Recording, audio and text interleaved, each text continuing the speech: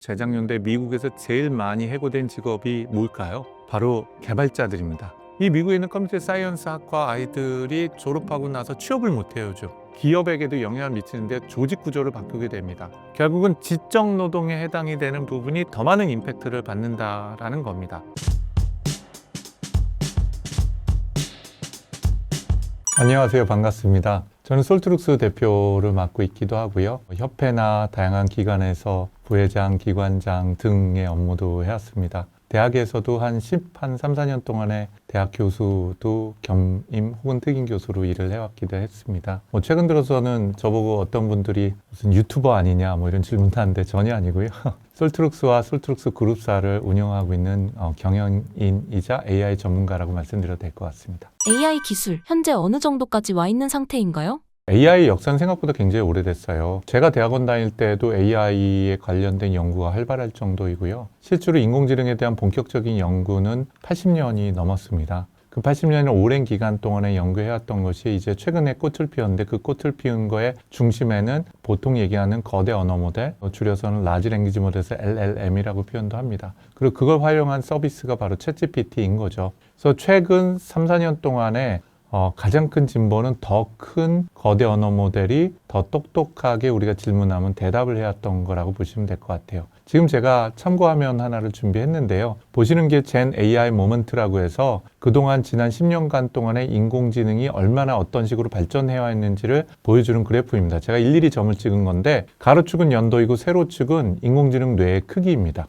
근데 한 칸이 1, 2, 3, 4로 증가되지 않고 10, 100, 1000 만식으로 10배씩 증가되는 그래프예요. 그리고 2017년, 8년도에 트랜스포머가 나오면서 실제로 인공지능의 발전 속도가 2배 정도 빨라지게 됩니다. 그런데 사실은 이게 2배가 아니라 10, 100, 1000 이렇게 증가되는 스케일을 우리가 로그 스케일이라고 얘기하는데요. 정확히 보면은 10의 2승만큼 빨라진 거예요. 그러니까 기존에 비해서 100배 이상 인공지능의 규모가 커지기 시작했다는 것이고요. 최근에 가장 많이 발전했던 거는 오픈AI의 챗GPT 사용하는 GPT 4.5가 나왔고 아마 그게 인간이 만든 인공지능 중에 가장 큰 뇌라고 보시면 될 것 같아요. 그런데 이후에도 많은 시도가 있습니다. 쉽게 말씀을 드리면 더 큰 인공지능을 만드는 게 점점 더 어려질 뿐만 아니라 더 큰 걸 만드는데 어마어마한 돈이 들기 때문에 혹시 더 크게 안 만들고 더 똑똑하게 만들 방법은 없나 고민을 한 거죠. 그래서 지금 보시는 참조 화면을 보면 하나의 가지가 뻗어 나왔어요. 그런 더 큰 걸, 더 많은 데이터를 더 큰 돈을 들이지 않고도 더 똑똑하고 쓸모있는 인공지능을 만들면 안 될까 하는 식의 연구 발전이 지속적으로 있었고요. 사실은 한 달 전에 그 접점에서 딥시크라는 모델이 나왔고 그게 이제 세상이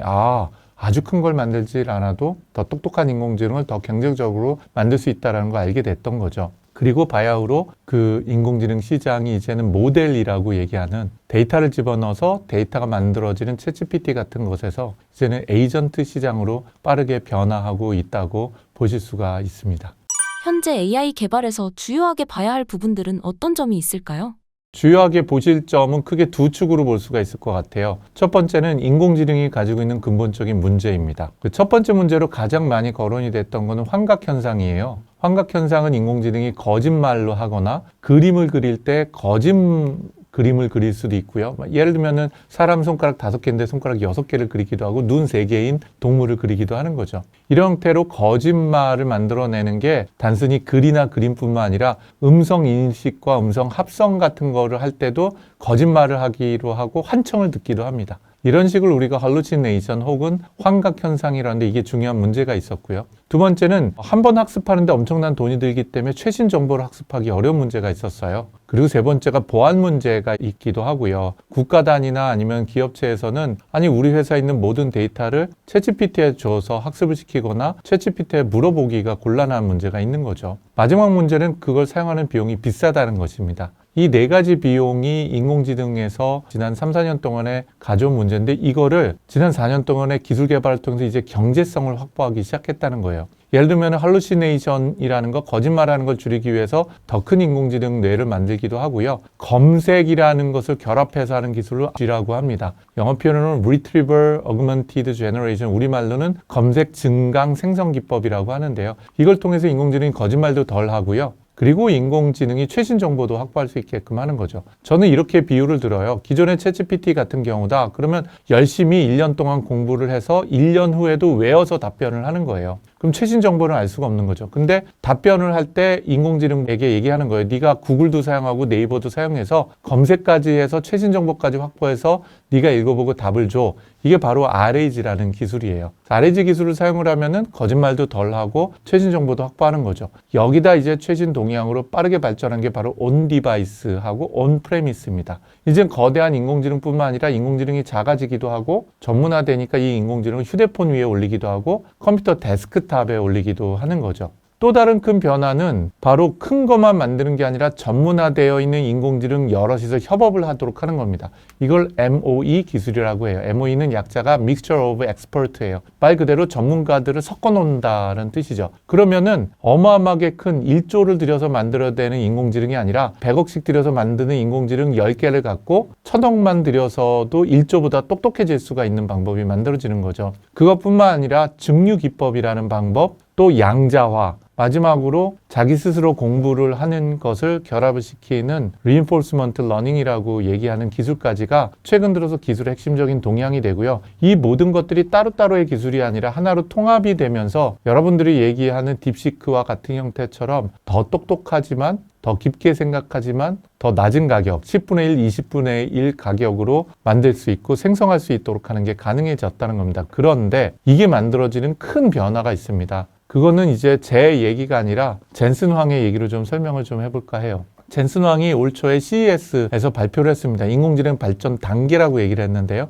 그 첫 단계가 2012년에 알렉스넷이라고 했는데 이건 이미지 인식을 하는 거라고 보시면 됩니다. 그 다음에 퍼셉션 AI라고 얘기하는 거는 인지 AI인데 또는 인식 AI인데 음성 인식을 하거나 이미지 인식을 하거나 뭐 이런 것들이에요. 이런 걸로 가장 크게 도입이 돼서 성공한 사례가 바로 우리 엑스레이를 찍거나 MRI 같은 거를 찍는다 그러면은 영상과 관련된 걸로 영상의학, 영상의료를 하잖아요. 이 부분이 의사 선생님 수준으로 높아지게 된 거죠. 그리고 최근 3년 동안 집적된 게 바로 생성 인공지능입니다. 챗GPT 같은 거나 달리 같은 형태로 글도 생성하고 말도 생성하고 영상도 생성하고 이미지도 생성하는 거죠. 여기 시장에 임팩트를 준 건 바로 디지털 마케팅 부분. 그리고 바로 컨텐트 크리에이션, 오늘 이런 형태처럼 영상을 생성하거나 글을 생성하는 부분에서 챗GPT와 같은 것들이 대폭적으로 사용이 되기 시작하는 거죠. 그럼 그 다음 단계가 뭐냐라고 하는 게 바로 에이전틱 AI입니다. 우리나라는 AI 에이전트라고 말을 쓰기도 해요. AI 에이전트는 기존에 있던 생성 AI나 퍼셉션 AI하고 굉장히 다릅니다. 생성 AI하고 퍼셉션 AI는 모델이라는 거에 중심이었어요. 그 모델은 데이터로 갖고 학습을 하면은 데이터 덩어리인 모델을 만들게 되고 이건 우리가 AI 모델이라고 합니다. 그럼 데이터를 집어넣으면 데이터를 나오는 거예요. 질문을 텍스트로 집어넣으면 답변을 텍스트로 만드는 거죠. 질문이나 그 이미지를 생성하는 걸 프롬프트를 넣으면은 모델이란 데이터가 생성을 이미지란 거나 영상을 새롭게 만들어내는 거죠. 결국은 데이터를 넣으면 데이터를 나오는 식이라면 에이전트 AI는 데이터를 집어넣어서 명령을 하면 행동에 움직이고 행동을 도출하고 결과물을 만들어내는 걸 의미를 해요. 근데 그 중간에 두 가지의 완전히 새로운 기술이 들어갑니다. 기존에는 생성 모델이라는 거였는데 여기는 추론이라는 것과 플래닝, 다시 얘기해서 계획이라는 게 들어가요. 그래서 리즈닝 플래닝이라는 게 들어가서 데이터가 들어와서 행동까지 결과로 만들어내는 게 바로 에이전틱 AI가 되는데 이 에이전트라고 얘기하면 우리는 무슨 요원 이렇게 보이잖아요. 네, 뭐 FBI 요원 그런 FBI 에이전트라고 그러는데 사실은 영어 표현으로 본다면 사람과 같이 스스로 움직이고 행동할 수 있는 개체는 모두 에이전트라 그래요. 그래서 이젠 인공지능이 스스로 행동하게 되는 건데 이 에이전트가 여러 에이전트들과 도구랑 또 협업을 하게 됩니다. 이게 최근 들어서 우리가 주목해야 되는 가장 핵심적인 시장이라고 볼 수가 있고요. 최근 들어서 이런 얘기를 하다 보니까 대한민국에서는 마치 피지컬 AI라는 젠슨 황 얘기로는 맨 마지막 단계를 얘기를 하는데 이거는 생각보다 오래 걸릴 거예요. 왜냐면 에이전틱 AI라는 게 발전을 하고 스스로 생각하고 움직일 수 있는 AI가 만들어져야지 그게 물리적인 존재하고 결합할 수 있거든요. 예를 들면 많은 분들이 휴머노이드 로봇을 얘기를 하는데요. 그 이전에는 휴머노이드 로봇 이전에도 물리적 존재가 많거든요. 가장 대표적인 게 자동차입니다.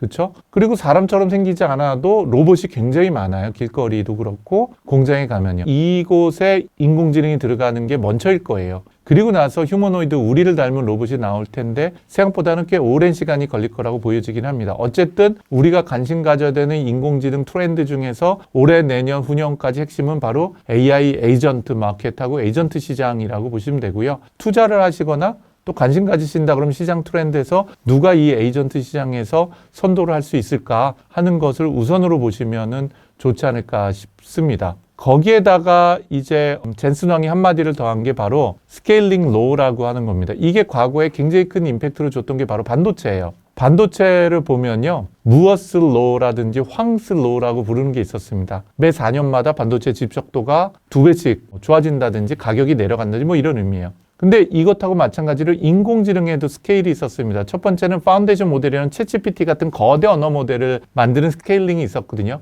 그리고 최근 들어서 하고 있는 것은 포스트 트레이닝 스케일링이라 그래서 실제로 한번 만들어낸 거를 전문화시키거나 더 똑똑하게 만드는 스케일링이 있었어요. 여기서 말하는 스케일링은 더 큰 거를 만들어내거나 더 복잡한 것을 굉장히 많은 GPU로 사용한다는 겁니다.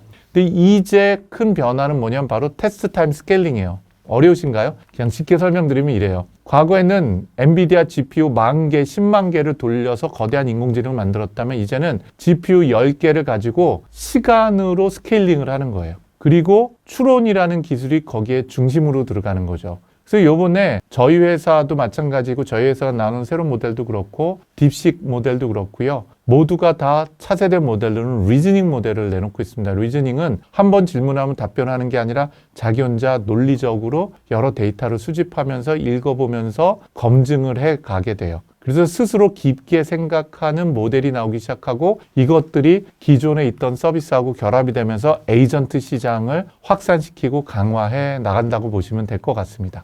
기술 패러다임이 새롭게 변화할 때마다 기존의 거대 기업들이 몰락하고 새로운 기업들이 부상했었습니다. 현재 거대 기업 중 위기를 맞이한 곳은 어디인가요? 한마디로 얘기하기는 어렵지만요. 매 순간마다 큰 패러다임이 변화가 있었을 때 기존 기업들이 어려움에 부닥치기는 해요. 예를 들면 닷컴 버블 시대 때를 보면은 마이크로소프트가 큰 성과를 내지도 못했고 애플도 그 당시에는 굉장히 실패해서 꼬꾸라졌습니다. 반면에 모바일 시대가 됐을 때는 애플이 치고 올라왔고 삼성전자도 치고 왔지만 LG라든지 마이크로소프트는 여전히 거기서 큰 성과를 내지는 못했죠. 반면에 이번에 LG가 AI 시장을 굉장히 확대해 나가고 관심을 받으니까 마이크로소프트가 치고 올라왔거든요. 반면에 구글이 굉장히 고전을 하고 있죠. 그렇다고 해서 구글이 어려울 거냐? 저는 그렇게 보지는 않습니다. 그런데 이제 관심 갖고 봐야지 되는 빅테크 기업 중에서 어려움을 겪을 수 있어 보이는 게 대한민국으로 보자면은 예를 들면 카카오나 네이버 같은 곳들이 과연 이 시장에서 경쟁에서 살아남고 이겨낼 수 있을 건가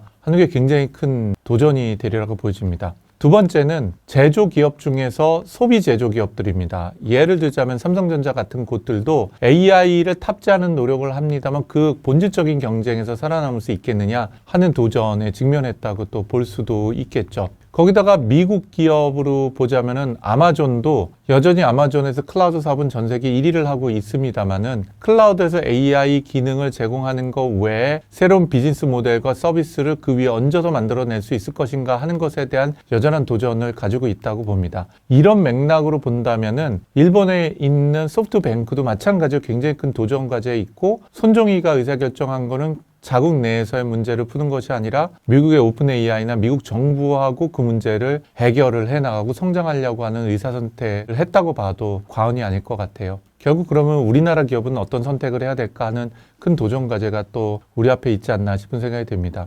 마지막으로 빅테크는 아니겠지만 전통적인 제조기업에게도 대단히 큰 도전이 있다고 보여집니다. 대표적인 부분이 자동차 산업도 마찬가지라고 보여지고요. 또 전통적인 제조 부분에서도 제조 생산을 담당을 하는 부분에 있어서도 큰 도전 과제가 빅테크는 아니겠습니다만 거대 제조기업에도 큰 도전이 있으리라고 보여집니다. 그런데 이 도전들은 거대 기업들, 빅테크, 제조기업뿐만 아니라 거의 모든 산업으로 퍼져나갈 수 있다고 보고 각 기업체에서는 어떻게 디지털 트랜스포메이션을 넘어서 AI 트랜스포메이션을 할 수 있을지를 고민해야 되는 시기라고 생각을 합니다.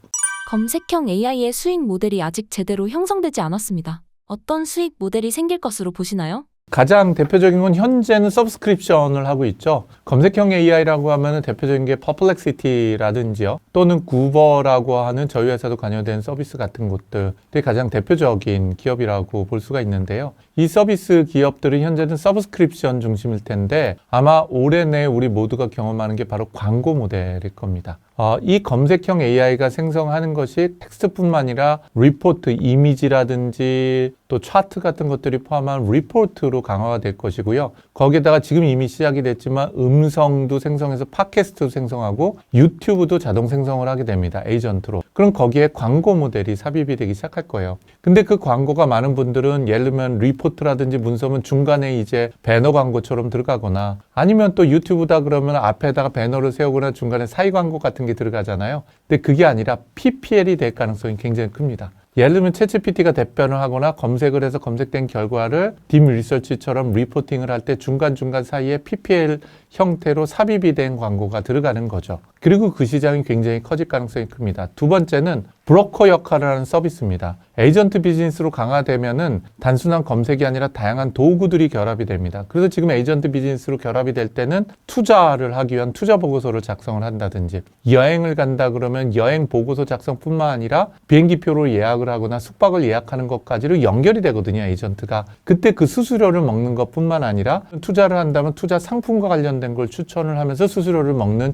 형태의 광고하고는 좀 다른 전통적인 브로커로서의 역할을 하게 됩니다. 사실은 우리가 살고 있는 실생활에서 브로커 비즈니스가 어마어마하게 큽니다. 모든 유통시장들, 우리가 쿠팡에 가서 뭘 한다. 쿠팡은 브로커인 거거든요. 네, 물건을 중개하는 거니까요. 모든 금융시장 대부분이 브로커 역할을 합니다. 돈을 투자를 받거나 저금을 한 걸 갖고 새로운 상품을 만들고 상품을 유통을 시켜서 브로커들이 케어를 하는 거거든요. 모든 여행 산업 브로커 산업입니다. 이 산업에 AI가 에이전트로 들어가고 검색 AI하고 결합되면서 완전히 새로운 비즈니스 모델이 만들어지는 것 올해부터 우리가 경험하기 시작하리라고 보여집니다.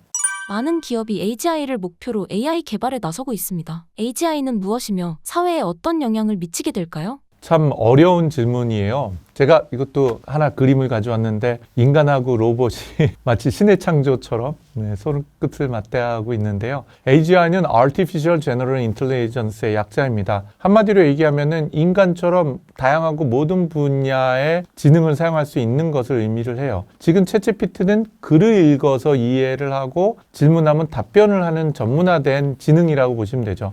근데 우리 인간은 그렇지 않거든요. 우리는 지능만 얘기하고 지식을 얘기하는데 사실은 우리가 얘기하는 지능은 훨씬 더 폭이 넓습니다. 친구들과 교감하고 공감하고 자연을 느끼고 운동을 하고 음악을 하고 이 모든 것들이 우리는 지능이라고 볼 수가 있거든요. 우리 뇌가 하는 일들이죠. 그럼 그 정도까지 발전이 돼야 된다는 걸 의미를 합니다. 사실은 AGI를 정의하기는 어려워요. 그냥 포괄적으로 인간과 소통 가능한 인간 수준의 포괄적 지능을 가지고 있는 인공지능이다 라고 보시면 되는데 그럼 그게 도대체 뭐냐고 정의는 하기는 굉장히 어렵죠. 그래서 AGI를 정의하기는 어렵지만 그러면 AGI는 어떤 정도의 지능을 가져야 되냐 하는 것들을 평가해 볼 수는 있거든요. 그래서 예를 들자면은 우리 인간은 이런 것들을 다 가능해요. 자율적 학습도 하고 개념 일반화, 추론과 이해도 하고 과학적 사고, 문제 해결, 의사소통, 자각, 자의식, 다중인지, 윤리, 사회성, 반성, 성찰. 이 반성하고 성찰하는 건 굉장히 어려운 거거든요. 그 다음에 개성, 친밀감. 어떤 각각 개개인이 개성도 있지만 사용자하고 친밀감을 누리기도 하고요. 신체 지능도 굉장히 중요한 지능입니다. 이 모든 것들을 하는 인공지능을 의미하는 것이거든요. 현재 우리 인간의 수준이 이 정도 수준입니다. 그 현재 각각 지능 수준이 얼만큼 왔냐. 이 정도밖에 못 왔어요. 여전히 우리는 AGI한테 가기 위한 굉장히 많은 과정이 있고 그 여정은 이미 시작된 거이긴 하지만 완성되기에는 오랜 시간이 걸릴 것 같아요. 제가 판단하는 거는 저는 개인적으로 20년은 걸리지 않을까 싶은데 어떤 분은 5년 안에 된다고 하기도 합니다. 근데 그분들이 생각하는 AGI는 협의의 AGI일 것 같아요. 좁은 의미에. 근데 제가 생각하는 진짜 인간과 교감하고 소통할 만큼 광의의 AGI는 20년, 30년 이상이 전 걸릴 거라고 생각해요. 그 중에서 결정적인 브렉스루가 뭐냐면 바로 몸입니다. 우리는 SF 영화 같은 거 보면 이런 어떤 비커나 이런 데다가 뇌만 당겨놓고 얘가 뭐 세상을 지배하고 뭐 이런 것들이 있잖아요. 근데 사실은 인지과학에서 밝혀낸 얘기로는 우리는 몸이 있어야 됩니다. 몸 없는 지능이 인간 수준으로 발전하기는 어렵죠. 그래서 그런 것들을 몸에 내재화된 지능에서 Embodied AI라는 용어를 사용을 해요. 그러면은 우리 몸처럼 섬세한 몸이 로봇이 가져야 되거든요. 우리 몸에 있는 그 많은 센서 기관들, 그 많은 근육들의 섬세한 운동뿐만 아니라 몸을 통해서 배우는 게 필요합니다. 혹시 여러분 운동 좋아하시면 농구라든지 탁구라든지 골프를 보면 우리 뇌가 학습을 하지만 사실은 몸으로 학습을 하거든요. 그래서 우리는 머슬 메모리라는 용어를 쓰기도 하지만 몸과 뇌가 동시에 작동이 되는 거죠. 그 이유는 온 몸에도 뇌가 있습니다. 우리의 뇌는 머릿속에 있는 신경세포들의 뭉치라고 보면 되는데 이 신경세포가 온몸에도 있거든요. 그렇기 때문에 순수한 진짜 광의에 제대로 된 AGI를 가려면 인공지능의 몸을 가져야 되고요. 그 몸이 인간 수준에 도달하는 데는 적어도 상당한 기간이 저는 걸릴 거라고 보여지고 그래도 그 시간은 언젠간 오지 않을까 하는 생각은 듭니다. AI 개발로 인해 많은 사람들이 걱정하는 부분이 일자리입니다. 현재 AI로 인해 노동시장은 어떤 영향을 받고 있나요? 비근한 예를 들도록 하겠습니다. 재작년에 미국에서 제일 많이 해고된 직업이 뭘까요? 바로 개발자들입니다. 소프트웨어 개발하고 프로그램 짜는 사람이에요. 3년 전만 하더라도 가장 부족해가지고선 미국도 그렇고 한국도 그렇고 개발자가 모자르다고 난리였거든요. 그래서 직장을 한 개발자가 두세 번 옮기면 급여가 2배까지 올라갔었어요. 특히 코로나 시절에. 근데 코비드 19 그 시절이 끝나고 나서 AI가 본격 도입되고 나서 희한하게도 AI를 개발하는데 가장 많은 기여를 했던 소프트웨어 개발자들이 가장 많이 해고됐습니다. 현재 재작년 기준으로 구글과 마이크로소프트에 있는 새로 만들어진 소프트웨어 코드의 25%에서 30%가 인간이 아닌 인공지능이 개발했고요. 작년 기준은 아마 30%가 넘었을 거라고 보여지고 아마 올해 내년 넘어가면 40%까지 넘어갔을 것 같아요. 그래서 미국에서만 작년도에 20만 명 이상이 해고가 됐습니다. 개발자가. 그리고 실제로 소프트웨어를 개발하는 걸 배우는 학과를 우리는 컴공이라고 그러지만 정확한 표현은 컴퓨터 사이언스 학과거든요. 이 미국에 있는 컴퓨터 사이언스 학과 아이들이 졸업하고 나서 취업을 못해요. 그게 단 2년 만에 변화된 세상입니다. 직업 부분에 있어서. 결국은 지적 노동에 해당이 되는 부분이 더 많은 임팩트를 받는다라는 겁니다. 그래서 지금 제가 참조 화면을 좀 가져왔는데요. 그럼 지적 노동이 뭐냐라고 본다면 우리는 지적 노동을 보시는 것처럼 X축을 보면 최적화하고 전략적 창의력이라는 부분이 있습니다. 우리가 배운 거를 실수하지 않는 지적 노동을 최적화 부분이고요. 한 번도 배우지 않은 것을 우리가 지적 노동을 통해서 해내야 되는 게 전략성과 창의력 부분이죠. 그렇죠? 반면에 세로축을 보면 맨 꼭대기 강력한 공감력은 뭐냐면 우리가 지적 노동을 혼자 하지 않고 여러 사람하고 협력해야 되는 게 있습니다. 그게 강력한 공감력과 협업을 통해서 지적 노동을 하는 것이고요. Y축의 맨 밑으로 보면은 나 혼자 해도 되는 것들이에요. 그럼 여기 보시면 배운 거를 실수하지 않으면서 나 혼자 해도 되는 게 영상의학, 택시, 보안 담당, 전화영업, 청소원, 트럭 기사들이야. 이거는 인공지능에 의해서 모두 다 리플레이스가 될 거예요. 직업이 없어진다고 봐도 과언이 아닌 거죠.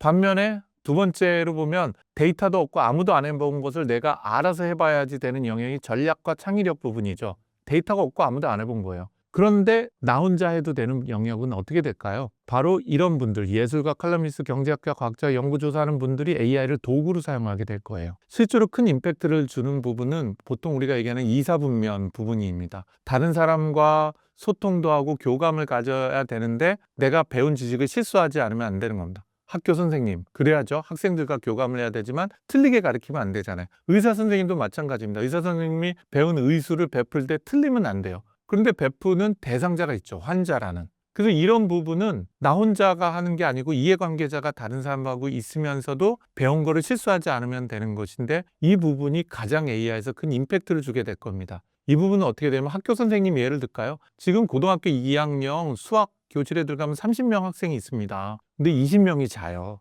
10명은 못 알아들어서 자고 10명은 이미 공부 선행학습 다 했기 때문에 답니다. 근데 똑같은 걸 가르치는데 그걸 이해하는 애들이랑 공부하는 애들은 10명밖에 안 되는 거예요. 30%밖에. 그럼 왜 그래야 되죠? 이제 10년 후가 되면 그럴 필요 없을 거예요. 개그맨이 되고 싶은 사람들, 화가가 되고 싶은 사람들, 그냥 수학적 개념만 알면 되는 거죠. 그러면 30명이 됐던 20명 개별적으로 수학 교과서가 만들어져요. 맞춤형으로. 시험 문제도 각각의 생성이 되게 됩니다. 본인이 하고 싶은 역할에 따라 운동선수가 되면 운동선수가 알아야 되는 수준으로만 수학 교육이 되면 되잖아요. 그리고 그런 에이전트들이 영상도 만들어지고 실시간으로 소통을 하게 됩니다. 그런 AI 선생님이 나오겠죠. 그럼 진짜 선생님은 뭘 할까요? 그 아이들의 미래, 또 아이들의 꿈, 그 아이들이 가지고 있는 고통, 다른 아이들과 협업하고 소통을 하는 것, 리더십, 이런 것들에 대한 거 얘기 나누지 않을까요? 그러면 선생님은 뭐냐면 30명 아이한테 똑같은 것을 가르치는 직업이 아니라 그 아이들은 AI를 통해서 협력하면서 배우지만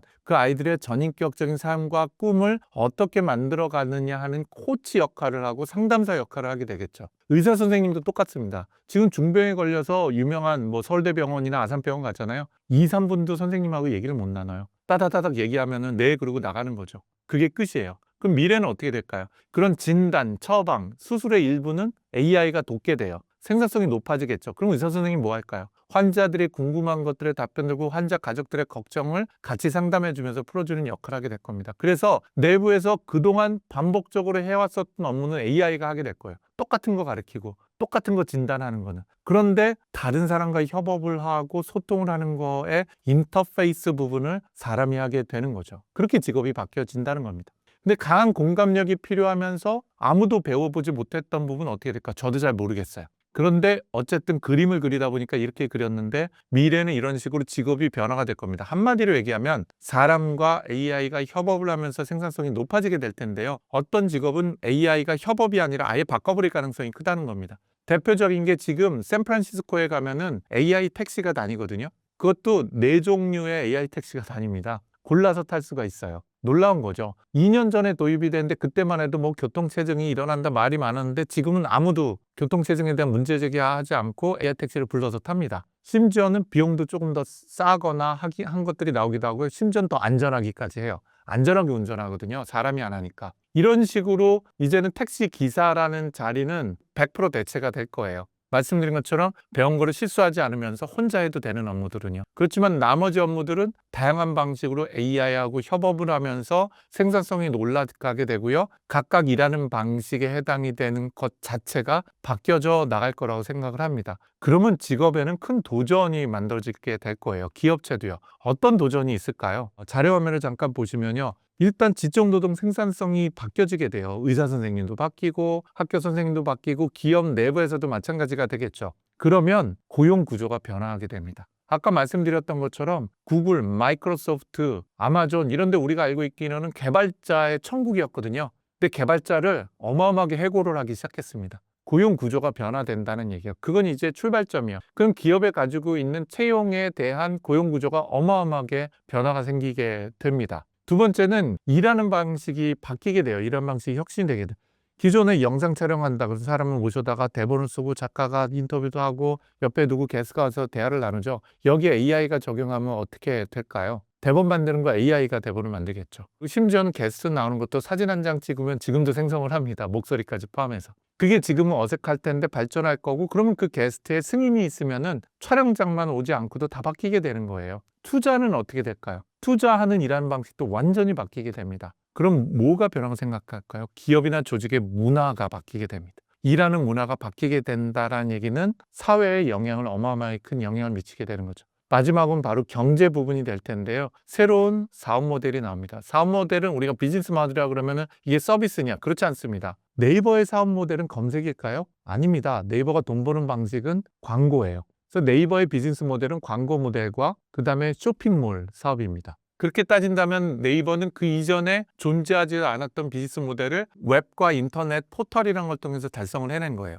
그러면 모바일 시대는 어땠을까요? 스마트폰이 나오고 나서 굉장히 위대한 새로운 비즈니스 모델이 나왔죠. 그게 뭐냐면 바로 앱스토어입니다. 누군가의 개발자가 만들어서 앱스토어에 올리면 70%를 개발자 본인이 먹게 되는 거죠. 유튜브는 어떻게 될까요? 우리가 흔히 얘기하는 유튜브를 포함한 방송이 스마트폰 시대와 닷컴 시대에 이제 확산이 됐죠. 그러면서 지금 우리 신사임당 같은 형태의 채널이 만들어지고 이 채널에 비즈니스 모델이 생기게 돼요. 광고를 포함을 한. 놀라운 거죠. 돈 버는 방식이 완전히 새로 나오게 됩니다. 즉 AI를 통해서 완전히 새로운 돈 버는 방식이 나오게 될 거예요. 그리고 이런 것들이 각 기업이나 세상을 바꾸게 되는 거죠. 그리고 그것이 기업에게도 영향을 미치는데 조직 구조를 바꾸게 됩니다. 지금 자료를 보시면 전통적인 조직 구조는 그래요. 사장님이 있고 사업본부가 있고 사업본부 밑에 팀이 있고요.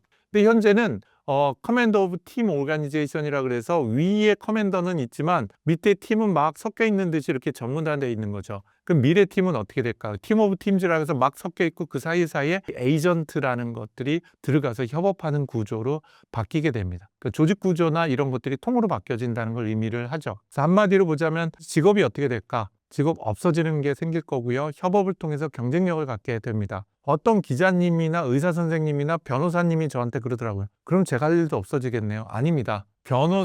변호사님보다 AI와 잘 협업하고 AI를 잘 쓰는 변호사님이 바로 그렇지 못한 변호사님의 직업을 뺏겠죠. 그런 시대로 이제 바뀌어지는 게 차기 10년, 20년이 될 거라고 저는 보여집니다. AI가 직업에 어느 정도까지 대체할 수 있을 것으로 예상하시나요?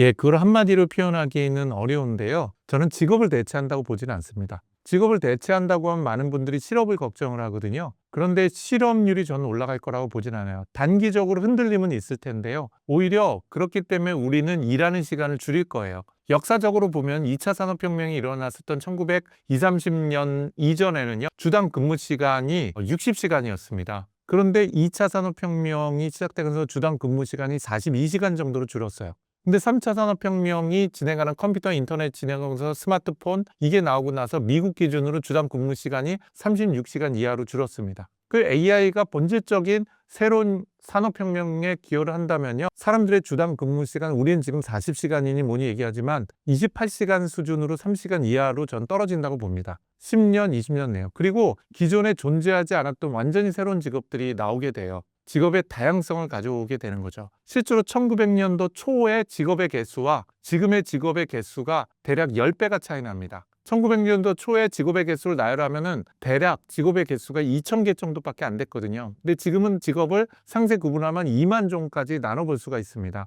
이런 식으로 직업의 종류가 다양해지는 거죠. 그래서 저는 마찬가지로 AI가 협업을 함으로써 우리가 실업을 하거나 직업이 없어지지는 않아요. 그게 아니라 직업이 더 다양해지고 생산성이 올라가기 때문에 마찬가지로 일하는 시간을 줄이게 됩니다. 대표적인 사례가 바로 제조업입니다. 실제로 우리 공장에 가보면 1900년 초에 있는 제조공장, 대표적으로 자동차의 공장에 가잖아요. 그러면 요즘 10,000명이 일하고 있었다면 똑같은 생산량을 만드는데 지금은 10분의 1 인력인 1000명으로 가능합니다. 그럼 실업률이 증가됐을까요? 아닙니다. 다양한 제조업뿐만 아니라 자동차 서비스 기업이 만들어지게 됐어요. 또한 자동차가 많아지기 때문에 그 자동차를 둘러싸이고 있는 다양한 예를 들자면 공무원들이 하는 일도 만들어지게 되고요. 그 외에 다른 정밀 제조기업도 또 증가가 되게 되는 거죠. 이런 식으로 직업은 움직이고 변하는 것이지 실업이 증가되진 않을 겁니다. 그런데 그 과도기적으로는 없어지는 직업이 있기 때문에 그것들이 어느 임팩트를 만들어낼 수 있고 조정이 되는 문제 있습니다. 그 대표적인 예로 소프트웨어를 포함을 한 오히려 지적 노동을 하는 쪽이 더 큰 임팩트가 있을 수 있는 거죠. 변호사들, 의사들을 포함한 지적 노동자들이 AI를 충분히 사용하지 못하면은 오히려 AI를 충분히 사용하는 다른 지적 노동자나 기업들에 의해서 큰 임팩트를 받을 수 있다고 생각이 듭니다. 오히려 육체 노동을 하는 쪽은 큰 임팩트가 없을 거예요. 그래서 그런 형태가 많은 오해가 있는데 한번 잘 살펴보시면 어떨까 싶은 생각이 드네요.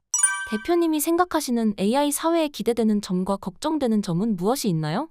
저희 호모사피엔스라는 우리 종족은 굉장히 경제적 동물이죠. 다시 얘기해서 편해지고 풍요로운 경제적 추구하는 데 있어서는 한번 경험한 것을 놓치고 싶어 하지 않는 것 같아요. 대표적인 사례를 보면 제가 어느 날 비행기 타고 출장을 많이 다니다 보니까 제가 무슨 비즈니스 클래스로 업그레이드도 되고 또 공항에 가면은 비즈니스 클래스에 해당이 되는 라운지도 이용할 수 있고 또 제가 또 뭐 상장사 대표도 되고 또 일을 많이 하다 보니까 가끔은 퍼스트 클래스로 업그레이드 되고 이제 다시 이코노미 꼴찌 칸으로 가서 앉는 게 되게 골치 아픈 거고 싫어지는 거죠. 우리 인간들이 모두 그런 것 같아요. 입는 거, 먹는 거, 사는 거, 즐기는 것들 모든 것들이 그런 것 같습니다. 그런 우리 인간이 가지고 있는 본질적인 경제적 욕심 때문에 우리는 더 많이 일을 하려고 하고 더 많은 부를 쌓으려고 하고 더 좋은 투자를 하고 싶어 하는지도 모르겠어요. 그래서 우리 신사임당 이 방송을 여러분들이 보고 있는지도 모르죠. 예. 그런데 사실은 대한민국을 포함한 모든 국가들이 그 한계에 직면하고 있습니다. 대한민국 연평균 성장률이 지금 2%가 안 돼요. 그 얘기는 대한민국 전체가 어마어마하게 열심히 하고 여러분들이 투자하기 위해서 고민을 해도 평균 수익 향상이 2%라는 겁니다. 그런데 더 놀라운 거는 물가 상승률이 2%가 넘어요. 그 얘기는 이미 멈췄다는 거예요.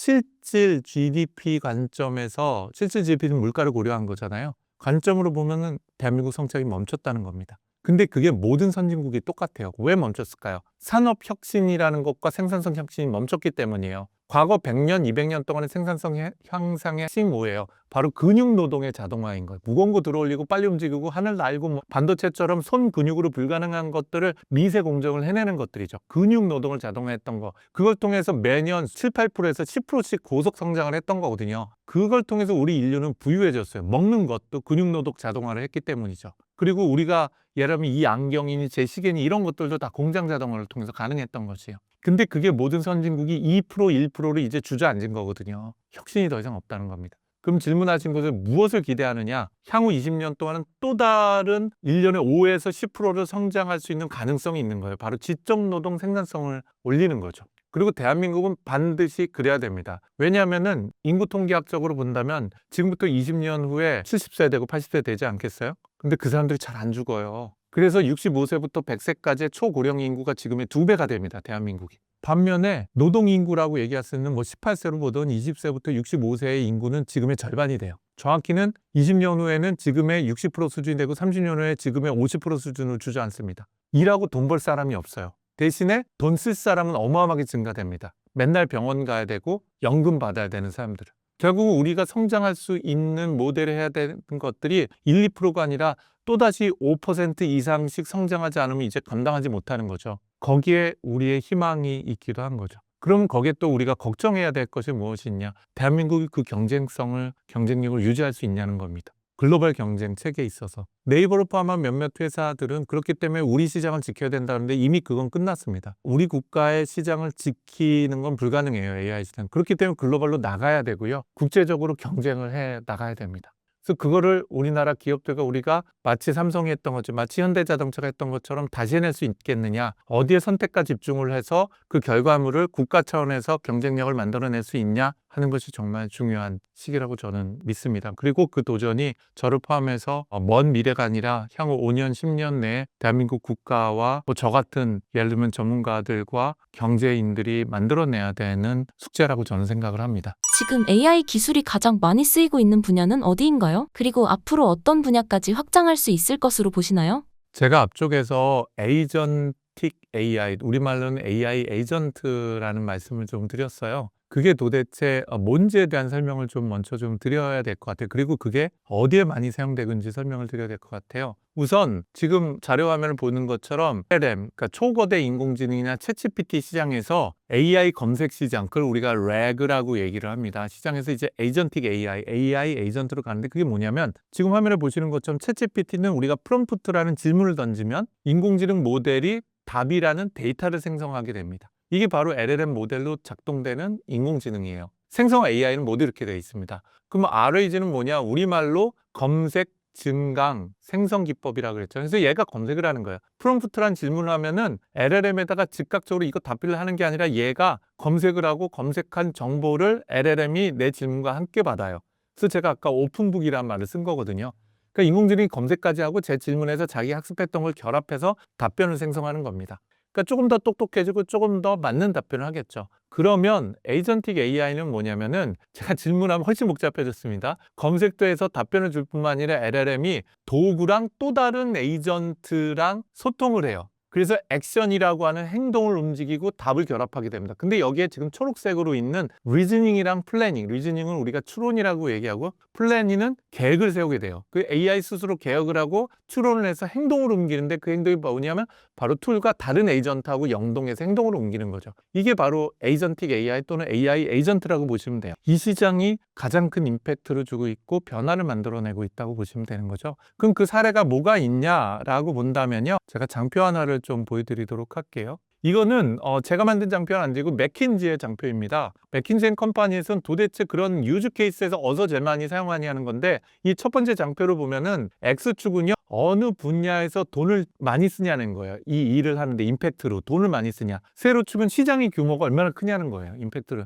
이 둘에서 가장 큰 영향을 주는 게 소프트웨어 엔지니어 부분이에요. 쉽게 얘기하면 개발자 부분인 거죠. 이 시장은 이미 AI에 의해서 무너질 뿐만 아니라 AI가 가장 많이 인공지능에 적용이 되고 있어요. 두 번째 오른쪽에 보니까 커스터머 오퍼레이션스가 있죠. 쉽게 우리말로 얘기하면 커스터머 서비스, 콜센터라든지 AS 센터 이런 쪽입니다. 현재 보려면 콜센터나 컨택센터 보면 챗봇도 들어가 있고 그러면 전화하는 사람, 이메일 보낸 사람, 문자 보낸 사람 많죠. 이거 다 누가 뒤에서 하고 있죠? 사람이 다 하고 있거든요. 근데 이게 코스트 센터예요. 프라핏 센터가 아니라. 즉 돈을 쓰는 부서인 거죠. 고객 서비스와 만족을 위해서. 근데 문제는 인건비가 계속 폭발적으로 증가됩니다. 그리고 기업들의 수익률은 악화가 되는 거죠. 결국은 고객 만족을 위해서 커스터머 센터의 비용은 증가되는데 수익성은 나빠지고 있는 거죠. 그래서 커스터머 센터이나 컨택 센터, 고객 센터는 자동화될 수밖에 없습니다. 이 시장이 크게 도움이 필요한 거죠. 그다음에 여기 보시는 거죠. 마케팅, 세일즈하고 R&D하고 제품을 만드는 쪽이 가장 많이 인공지능이 사용이 될 거라는 겁니다. 그럼 시장 분야로는 어떻겠냐라고 보면 여기 맥킨지가 보이는데요. 하이텍은 뭐 구글이나 네이버 이런 데로 의미해요. 근데 그 밑에 가장 많은 임팩트를 줄 게 금융 분야입니다. 바로 투자를 하거나 하는 분야가 되는 거죠. 그리고 세 번째가 정말 세상을 바꾼 건데요. 바로 바이오나 메디컬 그리고 제약 부문이 됩니다. 현재까지 제약회사 부분을 보면요. 여러 가지 실험을 하고 뭘 하는데 이제는 생성 AI가 화합물을 스스로 디자인을 하고 제너레이션을 해요. 이게 어마어마한 기술이 될 거고요. 이제는 암을 정복할 수 있는 기술도 갖가지고 있습니다. 왜냐하면 이젠 개인 한 명 한 명이 DNA가 다르기 때문에 누구한테는 A라는 약이 맞고 누구한테는 B라는 약이 맞는 거거든요. 근데 A, B, C라는 사람에게 어떤 약이 독약이 되잖아요. 그럼 그 약은 아예 시판을 못 해요. 약이라는 것은 사실은 독성을 가질 수 있는데 A라는 사람은 독이 되지만 B라는 사람은 독이 안 되고 약이 될 수가 있어요. 그게 바로 우리 유전적인 체계와 관련이 깊은 거죠. 그런데 이제 AI를 적용하면은 약을 개인 한 명 한 명별로 약을 생성할 수가 있게 됩니다.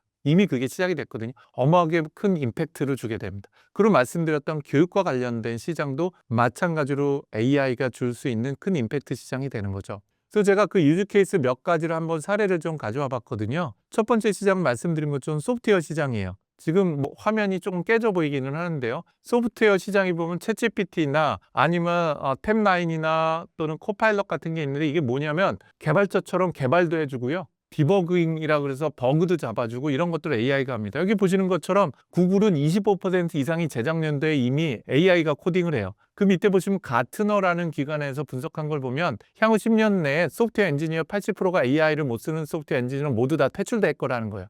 그러니까 그만큼 임팩트가 있다는 거죠. 오른쪽 장편 좀 흐립니다만은 2023년에 가장 많이 해고된 사람은 누구냐? 소프트웨어 엔지니어예요. 놀라운 거는 뭐냐면 그 얘기는 그만큼 인공지능이 가장 많이 활용이 되고 있는 부분이 소프트웨어 개발 분야라고 보시면 됩니다. 두 번째 분야는 뭐냐? 커스터머 서비스 분야예요. 커스터머 서비스 분야는 뭐냐면 콜센터예요. 이 콜센터에 AI 에이전트가 들어가서 AI가 에이전트처럼 상담을 해주는 거예요. 그 시장이 지금으로부터 보통 우리가 여기 투자하시는 분들이 계신다 그러면 야, 나 수익 100% 먹었어. 그럼 대단한 거 아닙니까? 근데 이 시장 자체가요. 700%가 성장을 해요. 향후 5년, 6년간. 어마어마하게 성장을 합니다. 보시는 것처럼요. 그러니까 보시는 것처럼 700%가 성장을 해요. 향후 5, 6년간 동안만 하더라도. 그만큼 커스터머 서비스 컨택 센터 부분도 AI가 완전히 바뀌어버릴 가능성이 대단히 큽니다. 세 번째 분야에 해당이 되는 부분이 바로 리갈 서비스 부분이에요. 특허나 법률 부분이라고 보시면 됩니다. 하나만 더 예를 들자면 연구 분야입니다.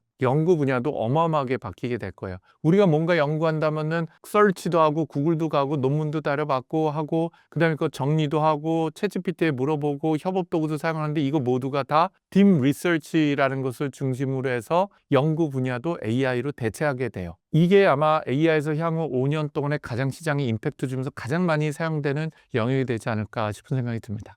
현재 한국의 AI 기술 수준은 어느 정도인가요? 설명드리기가 굉장히 어려운데요. 사실 1등, 2등을 빼곤 다 개찐도찐입니다. 1등 미국, 2등 중국이죠. 그 혹자는 우리나라가 12등이라고 하고요. 혹자는 우리나라가 5등 안에 든다고 하는데 그 참 평가하기 어렵습니다. 그럼에도 불구하고 제 개인적인 의견을 본다면 5등 안에는 들어요. 그 확실한 3등, 4등, 5등 중에 어디냐? 그건 분야마다 평가하기가 굉장히 어렵습니다. 그런데 사실 이 AI 분야는 1, 2등 말고는 살아남기는 어려워요. 그렇기 때문에 모든 거에서 3등 안에 들기는 어렵지만 벌티컬 도메인으로 특정 분야로 깊숙이 들어가서 예를 들면 투자다, R&D다 그 부분에 AI는 전 세계 1등을 해야 됩니다. 모든 걸 1등을 챗GPT처럼 구글처럼 하기는 불가능해요. 그러니까 특정 영역을 딱 선정해서 선택과 집중해서 쭉 들어가서 거기서 1등을 해야 되는 거죠. 그게 바로 저희가 선택해야 되는 분야라고 봐지고요. 현재 대한민국 수준은 그렇다고 보시면 됩니다. 그럼에도 불구하고 전 세계에서 독립적인 자신들의 라지 랭귀지 모델과 서비스를 갖고 있는 국가가 전 세계 5개를 넘지는 않습니다. 그래서 5등 안에 들 수 있고 향후 우리가 어떻게 하냐에 따라서 각 부문별로는 전 세계 1등 할 수 있는 가능성도 전 남아있다고 봅니다. 한국과 글로벌 대기업들은 AI 시대를 어떻게 준비하고 있나요? 글로벌 대기업들은 어마어마하게 쏟아붓고 있죠. 실제로 쏟아붓는 규모가 1조, 2조가 아니라 100조입니다. 100조. 현재 계획을 세우고 있는 건 100조 단위로 AI에다 쏟아붓고 있으니까요. 그럼 대한민국은 어느 정도 수준이냐? 국가가 쏟아붓는 금액이 2조 수준이에요. 50분의 1이죠. 그럼 삼성, LG, 네이버, 저희 같은 솔트룩스 같은 기업들이 하는 것도 마찬가지로 미국에 있는 기업의 50분의 1 수준입니다. 참 쉽지 않은 경쟁인 거예요. 돈만 따지자면. 인재도 마찬가지죠. 전 세계 인재 어디로 모입니까? 미국으로 모이죠. 그리고 중국은 전 세계에서 모을 필요도 없어요. 자기네가 전 세계에서 제일 많이 가지고 있으니까. 대한민국은 인재도 부족합니다. 그럼 내부에서 공부시키면 될까요? 쉽지 않습니다. 어떤 분들은 10만 양병설을 해요. 교육을 시키자는 겁니다. 그런데 한국 5천만 명에서 10만 명을 뽑아서 교육시키는 거랑 중국 10억 명 중에서 10만 명 뽑는 거랑 어떤 차이가 있을까요? 능력이나 역량 차이에서 크지 않을까요? 우리가 아무리 교육을 시켜도 결국은 인재도 부족합니다. 그래서 실제로 중국과 미국은 돈도 있죠. 시장도 내수 시장도 크게 가지고 있죠. 데이터도 많이 가지고 있죠. 거기에다가 인재도 있어요. 대한민국을 포함한 나머지 국가는 굉장히 어렵습니다. 그럼에도 불구하고 솔트룩스라는 저희 회사도 버티컬로 들어가면서 스몰 랭귀지 모델을 만들어서 굉장히 좋은 성과를 내고 있고요. 이런 스타트업도 있지만 LG를 포함해서 삼성전자가 고군분투를 하지만 그래도 서비스를 적용하고 산업에 적용하려면 굉장히 많은 노력을 하고 있죠. 또 뭐 네이버하고 카카오가 본질적으로 경쟁할 수 있는 서비스는 아직 못 나왔지만 내부에서도 엄청난 고민을 하고 있습니다. 실제로 시간 축으로 보자면은 우리가 한 3년 뒤처진지도 모르겠어요. 그럼에도 불구하고 집중적으로 결합을 하고 정부 쪽이 요즘 많은 관심을 가지고 있고 공동 협력을 한다면 그렇다고 하면 그 3년의 격차를 1년 미만으로 줄이고 아까 말씀드린 것처럼 특정 도메인이나 특정 산업 분야에서는 다시 한번 제2의 삼성, 제2의 하이닉스, 현대자동차와 같은 지위를 얻을 수 있다고 저는 믿습니다. AI 기술 수준을 구분하는 지표가 있을까요? AI를 평가하는 여러 지표들이 있어요. AI 성능을 평가를 하는 지표들입니다. 예를 들면 얘가 추론을 얼마나 잘하냐, 얘가 수학을 얼마나 잘하지, 얘가 말을 얼마나 훌륭하게 잘할까, 얘가 얼마나 현재 데이터를 잘 찾아라, 이런 것들이 한 10개 정도의 대략 지표들이 있습니다. 그 지표들 기준으로 우리는 라지 랭귀지 모델이라는 걸 평가를 하게 돼 있어요. 현재 기준으로 보면 여전히 전 세계에서 가장 뛰어난 모델들은 돈 많은 곳들입니다. 그런데 최근 들어서 한국에 있는 몇몇 기업들과 중국 기업들이 그걸 뛰어넘기 시작했어요. 그래서 돈 문제가 아니라 이 지표들 한 10가지 지표들에 해당이 되는 것들을 기준으로 봤을 땐 성능을 내기 시작을 했다는 거죠. 그런데 이 지표를 믿으시면 안 됩니다. 저희도 마찬가지입니다. 이 지표를 해서 허깅페이스에 보면은 허깅페이스라는 사이트가 있습니다. 이 지표로 관리하는 곳이거든요. 허깅페이스에서 1등을 했다라고 하면 저희 회사에 있는 모델도 1등을 2개나 했거든요. 이게 전 세계 진짜 1등이냐? 그렇지 않아요. 예를 들면 우리가 시험을 잘 본다고 해서 돈을 잘 버나요? 그렇진 않잖아요. 시험만 잘 보는 거죠. 그래서 시험도 잘 보면서 실제 존재하는 유즈 케이스와 실제 시장에서 작동될 수 있는 제품이 만들어지는 건 격차가 있긴 합니다. 그래서 만약에 관심이 있으시다고 하면 허깅 페이스라고 하는 데 있는 지표들과 전 세계 순위를 보면 어떤 인공지능이 더 똑똑하구나 하는 것에 대한 평가 결과를 보실 수가 있습니다. AI 패권 경쟁 속에서 한국은 어디서 기회를 찾을 수 있다고 보시나요? 저한테 그걸 묻는다면 저는 우선 첫 번째 대한민국 국민을 전 세계에서 AI를 제일 잘 쓰는 국민으로 만들어야 된다는 겁니다. 이게 듣고 계신 분 중에서 전 세계에서 대학 졸업률이 제일 높은 국가가 어딘지 아세요? 바로 대한민국입니다. 전 세계에서 문맹률이 제일 낮은 국가가 어딘지 아세요? 대한민국입니다. 놀랍게도 대한민국은 문맹률이 0.00 몇 %밖에 안 돼요. 실제로 10만 명 중에서 한 명도 안 됩니다. 문맹, 글을 못 읽고 못 쓰는 사람이. 놀랍게도 미국이요. 제가 맨 마지막에 봤을 때가 1%에 가까워요. 100명 중에 한 명이 글을 쓰거나 읽지 못해요. 미국에서. 놀랍죠? 그게 사실입니다. 제가 한 5, 6년 전에 조사를 했을 때만 하더라도 현재는 어떤지 제가 모르겠습니다. 그만큼 대한민국 국민은 열정적이고 똑똑합니다. 모두 다 대학을 나왔어요. 그런데 여기는 하나가 더 있어요. 우리는 해외 사람이 첫 번째 국내에 오면 배우는 단어가 뭐죠? 빨리빨리예요. 빨리빨리. 우린 모든 것을 굉장히 빠르게 어댑테이션을 해요. 빨리 수용을 합니다. 그걸로 대박 난 게 바로 우리나라가 인터넷 전 세계 1등 국가가 되는 거였습니다. 그걸 갖고 우리는 IT 강국 대한민국이라 불렀죠. 그게 어떻게 가능했죠? 기억하시는 것처럼 97년도 말에 IMF 터지고 나서 98년도에 김대중 정부가 들어섰습니다. 그리고 선택한 게 세 가지 정책이 있었어요. 첫 번째, 광케이블 깔아. 그래서 대한민국 전 세계에서 가장 빠른 인터넷 국가로 만들어. 이게 1번이었어요. 그래서 그때 저도 그 당시에 지금 과기정통부 자문위원도 하고 그랬었는데 다들 공무원들이 고민했어요. 야, 이게 전 세계에서 1등으로 우리나라 국가를 어떻게 만들지? 근데 대한민국 국가 어떤 나라입니까? 빨리빨리거든요. 그래서 2년 만에 대한민국의 모든 지방까지 광케이블을 다 깔아버렸습니다. 전 세계 1등이 됐어요. 그러고 났더니 2G, 3G라는 이동통신 속도가 나온 걸 이거 다 깔아버려 라고 하니까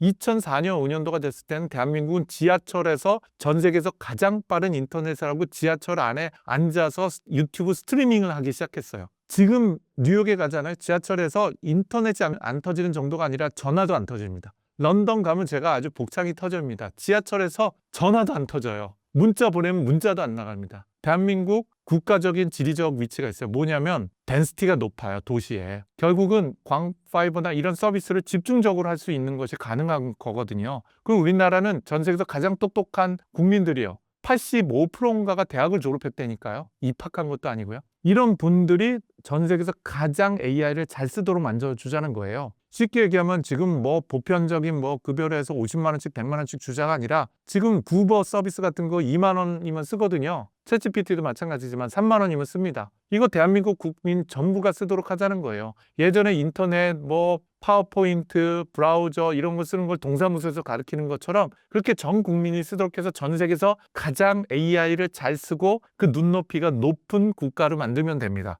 그럼 어떻게 될까요? 전 세계에 있는 AI 서비스 하는 기업들이 한국으로 모일 거예요. 왜냐? 대한민국 가장 앞서가는 국가니까. 똑같이 그랬어요. 인터넷 시대 때도요. 그렇고 모바일 시대 때도 한국으로 다 왔었습니다. 지금 그 동력을 잃은 거죠.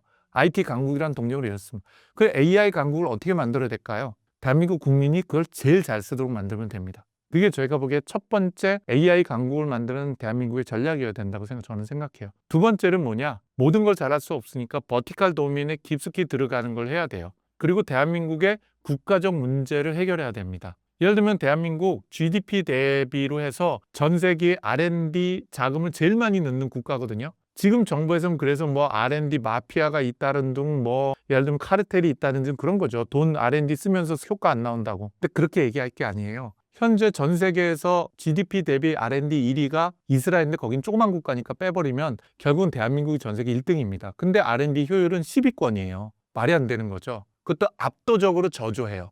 효율성이. 그런데 지금도 우리나라 국가영수 가거나 영수 가면요. 손글씨 쓰고요. 실험한 거 종이로 인쇄해서 딱풀로 붙이고 앉아 있어요. 디지털 트랜스포메이션이 안 돼 있다는 겁니다. 그 얘기는 제가 하고 싶은 얘기는 AI 트랜스포메이션을 국가적인 과제에다가 먼저 적용해야 되는 거예요. R&D 혁신 국가적으로 해야겠다. 그럼 여기에다가 먼저 적용해서 R&D 리서치, 지금 보시는 에이전틱 AI 리서치를 하는 부분에 딥 리서치 같은데 적용을 해야 된다는 겁니다. 그렇게 해서 국가적인 문제와 국가적인 생산성 부분에서 파운데이션 기반 자체를 올리는 것에 집중을 한다면 대한민국 또다시 성장을 해가면서 새로운 시대에서 경쟁력을 가질 수 있을 거라고 저는 생각합니다. 대표님께서는 주로 어떤 AI 서비스들을 이용하시나요? 저는 딥 리서치를 하기 위한 걸 제일 많이 씁니다. 공부도 해야 되고 시장 조사도 해야 되고 또 저는 글을 많이 쓰거든요. 이런 전체를 하는데요. 딥 리서치 서비스를 제공하는 게 오픈 AI가 있는데 그건 200불을 내셔야 돼요. 한 달에. 30만 원을 내셨는데 쉽지 않고요. 그 다음에 공짜 서비스가 있습니다. 고오버를 붙여서 구버가 되는데 구버 서비스 공짜 서비스인데 제가 제일 많이 사용하는 서비스라고 볼 수가 있습니다. 그 다음에 저희 회사에서 많이 쓰는 서비스가 아까 말씀드렸었던 것 같은 AI가 전화를 받아주고 전화를 걸어주는 서비스가 있습니다. 그건 저희 회사 차원에서는 저희 고객들하고 소통하는데 제일 많이 사용하는 서비스라고 볼 수가 있습니다. 챗 GPT와 같은 생성형 AI는 어떻게 데이터를 학습하나요?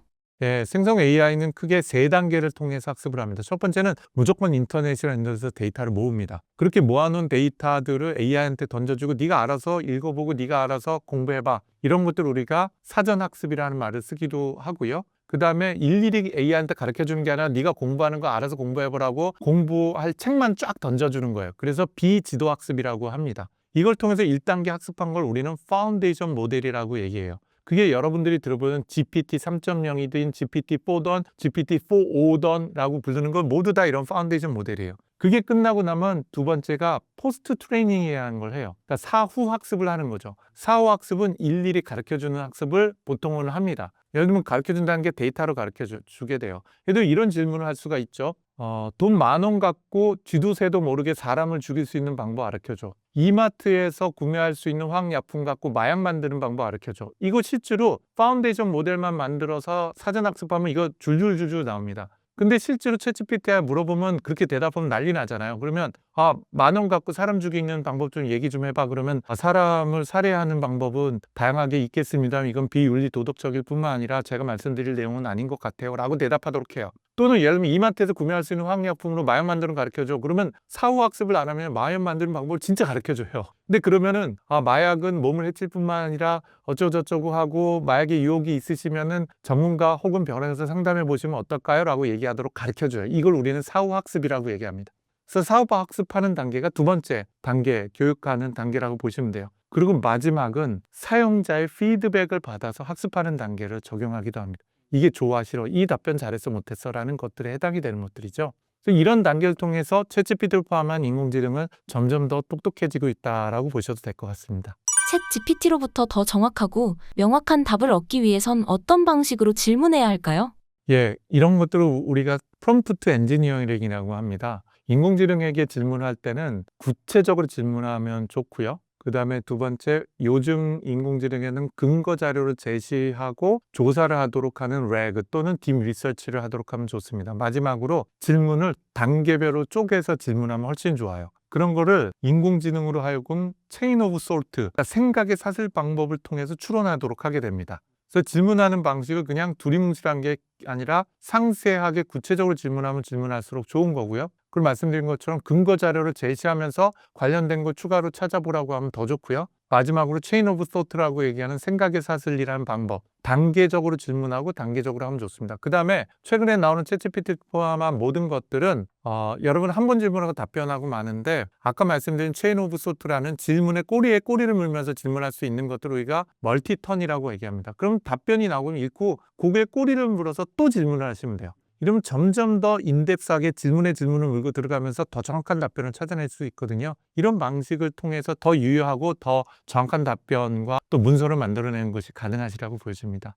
챗 GPT에 이어 AI 시장에 큰 파장을 일으켰던 AI는 딥시크입니다. 두 모델의 차이점을 설명해 주신다면요? 제가 이 장표를 갖고 설명을 드렸었는데요. 솔직히 말씀드리면 그 둘이 최근에는 점점 차이가 없어진다고 보시면 돼요. 그런데 챗GPT는 이 장표에서 보이는 맨 위에 세 개와 MOE라는 거에 집중을 했었어요. 그래서 더 큰 뇌를 만들고 추론하도록 할 뿐만 아니라 MOE 기술 같은 거와 검색 기술을 적용을 한 거죠. 그런데 이게 돈이 많이 든다고 말씀을 드렸잖아요. 그래서 최근 2년 동안은 밑에 있는 세 가지 디스틸레이션 증류 기법이라고 얘기해요. 증류 기법은 뭐냐면요, 우리말로 우리 막걸리 같은 거 이만큼 해놓고 나서 거기서 증류를 하면은 6도짜리 이만큼 막걸리에서 요만큼의 소주가 만들어지잖아요. 위스키도 똑같죠. 이게 증류를 하는 거죠. 마찬가지로 챗GPT가 어마어마한 데이터를 어마어마하게 많은 GPU 10만 장 갖고 학습을 하게 돼요. 그럼 거기서 얘가 학습한 것에 알짜만 빨대 딱 꽂아가서 쪽쪽 뽑아 먹는 걸 디스틸레이션이라고 합니다. 퀀타이제이션은요, 정보를 저장을 하는 정보의 복잡도하고 양을 줄여내서 양자화를 하는 기술이고요. 마지막으로 리인포스먼트 러닝이라는 것은 스스로 공부하고 학습을 해서 결과값에 도달하는 것입니다. 이 세 가지를 챗GPT도 과거에 쓰지 않았다가 최근에 쓰기 시작했습니다. 반면에 딥시크는 이 밑에 있는 네 가지 기술을 굉장히 강력하게 사용을 한 거예요. 특히 그 중에서 디스틸레이션, 퀀타이제이션, 리인포스먼트 러닝을 굉장히 강력하게 사용함으로써 짧은 시간에 훨씬 똑똑하고 낮은 비용의 AI를 만든 거죠. 그런데 그래서 많은 사람들은 딥시크가 20분의 1 가격이래 그렇게 얘기를 하는데, 실제로 만드는데 20%의 가격은 아니었습니다. 한 7분의 1, 8분의 1 가격으로 만들었어요. 그것도 엄청 싼 거죠. 근데 지금 서비스를 하고 있는 원가는 10분의 1로 줄일 수가 있었던 거예요. 그래서 챗GPT를 하고 있는 오픈AI와 딥시크의 가장 큰 차이는 뭐냐? 근본적으로는 큰 차이는 없다. 대신에 챗GPT는 초기부터 했을 때 더 큰 인공지능을 만드는 거에서부터 출발했다면 딥시크는 그게 불가능하니까 작은 인공지능을 더 똑똑하게 만드는 걸로 시작을 해서 그 둘이 점점 더 수렴이 되고 있고, 그러다 보니까 딥시크가 훨씬 경제적인 인공지능을 만들고 있다는 거죠. 저희 회사도 똑같습니다. 한 달 전에 루시아라는 모델을 만드는데 그것도 저희도 똑같이 더 똑똑하고 조그만 모델을 만드는데 딥시크보다 저희가 또 벤치마킹해서 지표로 보면 더 좋은 성능을 내기도 하거든요. 이렇게 앞뒤를 다퉈가면서 발전하고 있는 게 바로 현재 인공지능 시장이면서 딥시크와 또 오픈 AI를 포함을 한 서로 다른 시장의 경쟁 요소라고 보시면 될 것 같습니다. 큰 모델과 작은 모델 중 무엇이 더 좋다 판단할 수 있나요? 없습니다. 목적에 따라 다르겠죠. 그럼에도 불구하고 딥시크나 저희 회사 루시아가 가져온 큰 충격은 있습니다. 학습 비용뿐만 아니라 운영 비용을 20분의 1로 줄였기 때문에 시장을 어마어마하게 확대하게 될 거예요. 근데 기존에 인공지능 적용해볼까 했다가 비싸서 그거 할 수 있어? 그거 만드는데 엄청나게 돈 드는데 그렇게 상상했던 분들이 야 이제 한번 해볼까? 우리 서비스도 AI 붙여봐. 우리 회사 안에도 AI 붙여봐 하는 시장이 커지는 거죠. 그래서 이제 본격적으로 에이전틱 AI 시장이 확대가 되는 것입니다. 그래서 목적마다 달라지게 돼요. 모든 것들을 범용으로 알게 되는 슈퍼 인텔리전스 쪽으로 가는 것은 오픈 AI나 구글이 잘할 거예요. 마이크로소프트 포함해서. 근데 버티컬로 특정 문제를 해결하는 것은 큰 모델 필요 없거든요. 오히려 돈만 많이 들어요. 그러면서 작은 모델을 더 깊숙이 들어가는 형태로 현장에 들어가는 형태 모델들은 딥시크와 같은 작으면서도 협업하는 모델이 점점 더 큰 성과를 내게 되겠죠. 그래서 누가 좋고 나쁘다. 예를 들면 친구 중에서 부자인 친구가 좋나요? 아니면은 내가 필요할 때마다 나한테 도움을 줄 수 있는 마음의 친구가 좋나요? 둘 다 필요하죠. 그래서 그때그때 필요한 친구를 선택해서 쓰시면 될 것 같습니다. 한국에서도 딥시크와 같은 혁신적 모델이 나올 수 있다고 보시나요? 그럼요. 저희 회사도 얼마 전에 나온 게 딥시크하고 같은 성능이면서 가격이 딥시크보다 더 낮았고요. 계속 그런 것들은 나올 겁니다. 중국에서도 중국 내부에서도 계속 나오고요. 그럼에도 불구하고 그러면 그것이 전 세계에서 지표상으로 1등 했다고 해서 전 세계에서 그러면 우수한 결과물을 만들어낼 거냐 또는 돈을 벌 수 있을 거냐 이 두 가지는 다르죠. 그래서 기술과 비즈니스는 저는 다른 축이라고 보여집니다. 좋은 기술 나올 거고요. 근데 그게 돈이 될 것이냐 하는 것에는 굉장히 큰 도전 과제가 있다고 보여집니다. 구독자님들에게 한 말씀 부탁드립니다. 네, 이렇게 신사임당에 와서 지난 30년간 제가 고민하고 지금도 치열하게 고민하고 있고 또 솔트룩스나 저희 회사 자회사인 다이캐스트 등을 포함한 기업들을 발전시키면서 있었던 몸으로 느끼는 고민들을 여러분들하고 조금이라도 나눌 수 있어서 좋았습니다. 많은 이 기술에 관심이 있으시거나 투자에 관심이 있으신 분들에게 오늘 이야기가 조금이나마 도움이 되실 수 있으면 좋겠고요. 또 다양한 곳에서 만나뵐 수 있으면 좋겠습니다. 저희 솔트룩스도 또 솔트룩스가 관여하고 있는 많은 기업들도 빠르게 성장하면서 시장에 굉장히 큰 임팩트를 줄 수 있으리라고 믿습니다. 또 뵙겠습니다. 감사합니다.